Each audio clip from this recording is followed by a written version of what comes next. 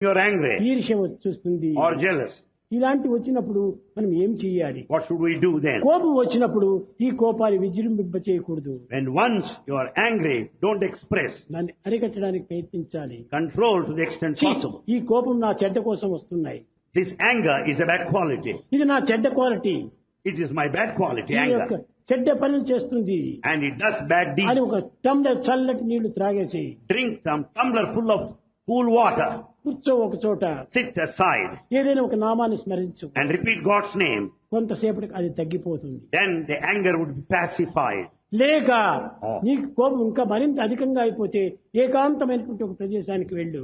If the temper is more and more, go all alone and move ఒక about. అర్థమైన చక్కగా speed గా నడుచు. Walk briskly for half a ఈ mile. కోపం తగ్గిపోతుంది. Then there will be no more of anger.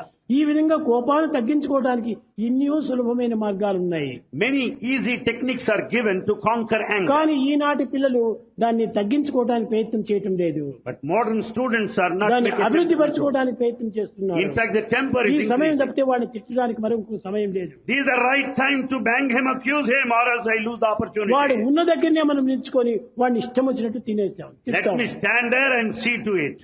అది మరింత పాపంగా Oh, తోస్తుంది. it's much worse than the other మంచిది sense. కాదు. That's not proper. కనుకనే దాన్ని చల్లార్చుకోవడానికి తగిన కృషి చేయాలి. We should try to pacify, cool down.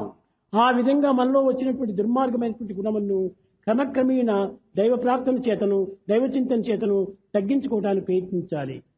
By constant prayer and thinking of God, we can be rid of these bad qualities. ప్రేమ స్వరూపులారా,